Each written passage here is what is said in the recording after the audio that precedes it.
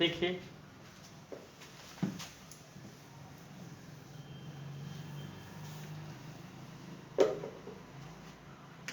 NCERT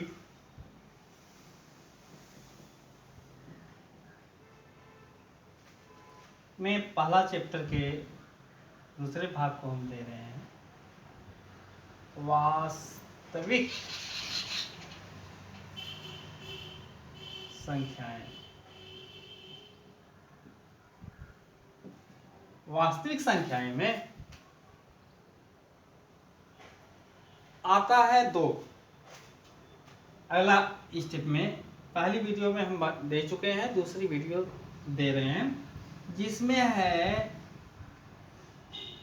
आपका lowest common factor 2 है और एक है हाईएस्ट कॉमन फैक्टर।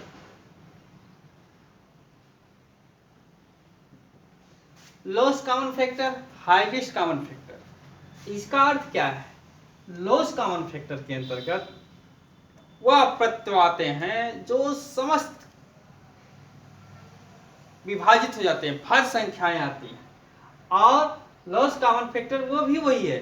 फर्क इतना है कि इसमें कॉमन सर्विस होती है, यानी कॉमन लेते हैं, सर्वनिष्ठ पद इसमें लेते हैं, और लॉस में सर्वनिष्ठ भी लेते हैं अर्थात कॉमन भी लेते हैं, और जो शेष होते हैं सबके लेते हैं। जैसे में आपका एग्जाम्पल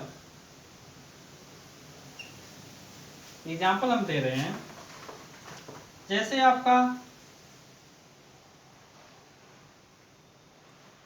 12, 15, 21 इनको हम ले लेते हैं। इनको लेने पर सबसे छोटा से 2 इंटू 3 हो गया, मानी 2 दूनी 4 3 12, 15 का आपका होगा 3 इंटू 5, अन्य संख्या विभाज्य नहीं होगी। 21 में 3 इंटू 7 यह हो गया। अब इनमें हम दोनों पर लागू करते हैं, हाईएस्ट क्या होता है और कॉमन क्या होता है। हाईएस्ट कॉमन और लो कॉमन फैक्टर में यदि आप लो कॉमन फैक्टर निकालते हैं तो इसमें हम देखते हैं लोएस्ट कॉमन फैक्टर में आपका सारे अंक ले लेते हैं, जैसे 3 3 3, एक 3 आ गया, इंटू 2 2 बचा हुआ है, 2 इंटू 2 इंटू, फिर 5 बच गया, 5 इंटू 7 बच गया 7।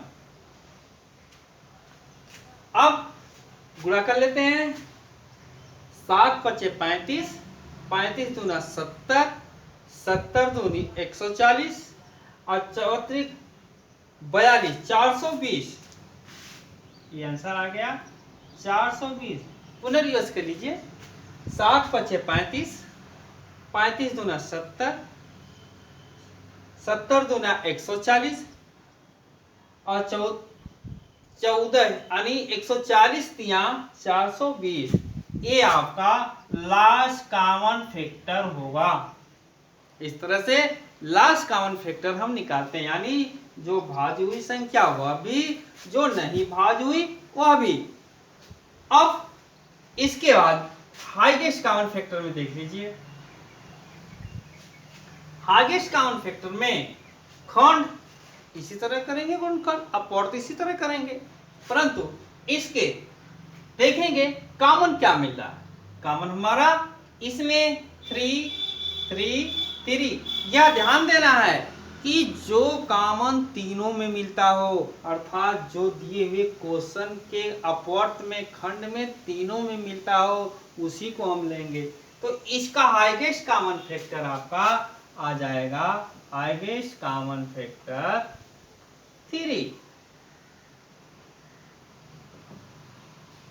ये 3 क्वेश्चन आ जाएगा हाईएस्ट कॉमन फैक्टर में। तो इस तरह से ये हाईएस्ट कॉमन फैक्टर हम सीखते हैं और निकालते भी हैं। ठीक है, अब अगला पद आ रहा है